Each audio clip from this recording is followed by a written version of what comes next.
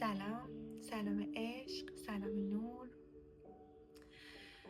احساس میکنم یکی از دلایل اصلی و سرمنشأ درد و رنج همه آدما توی این دنیا جدا دونستن خودشون از بقیه است. همونجوری که حضرت عشق شروع میکنه دفترشو با اینکه میگه بشنو از نیشان حکایت میکنند، از جدایی ها شکایت میکنند. همون لحظه که ما با اسم دین، با اسم مرزبندی، با اسم پول، جایگاه اجتماعی، به هر عنوانی خودمون رو از بقیه جدا بدونیم و بقیه رو از خودمون برتر یا پایین تر بدونیم، همون لحظه استارت درد و رنج و عذابت میخوره. به همون اندازه که بدونی با کل این خلقت یکی هستی، به همون اندازه آرامش و عشق و نور واقعی دریافت میکنی. اصلا مگه میشه که ما آدم ها از هم جدا باشیم؟ مگه میشه تو از طبیعت جدا باشی؟ آره، وقتی میشه، وقتی اتفاق میافته که تو دلت بخواد هم به خودت هم به بقیه درد و رنج وارد کنی. تو با عشق به خودت به این موضوع خیلی خیلی بیشتر پی میبری که چقدر با بقیه یکی هستی و اصلا هیچ چیزی غیر از این نمیتونه باشه.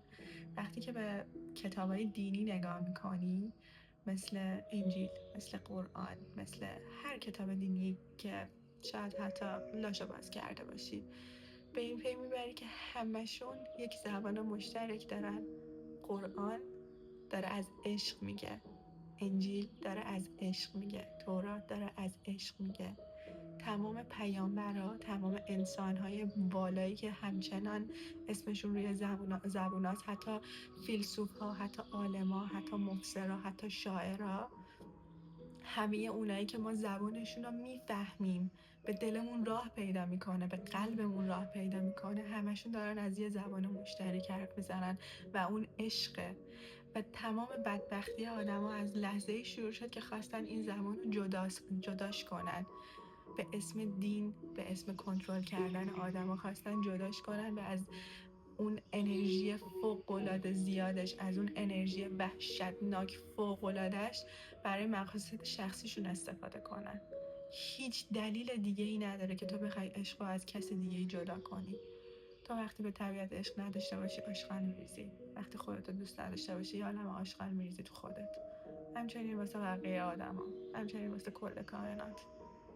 خیلی ساده است، خیلی ساده است. هر چقدر بیشتر همین یه اصل ساده رو متوجه شی، بیشتر به عشق پاک خودت برمیگردی، بیشتر پاکش میکنی. چون اصلا ذاتش هیچ چیزی غیر از پاکی نیست، هیچ چیزی غیر از دور نیست. انقدر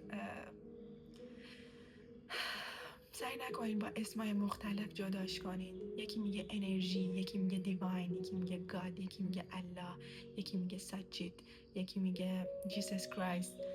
هر کسی میخواد فقط به یه اسمی عشق تعریف کنه. عشق تعریف شدنی نیست، عشق حس کردنیه، عشق دریافت کردنیه.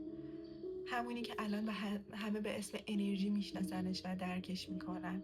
اصلا نمیخوام از دین و قرآن و پیامبر و اونا هر کسی که اونا به دلش میشینه باید از همون راه بره. یکی از راه شعر میره، از راه شعر به عشقش میرسه. یکی از راه سازش به عشقش میرسه.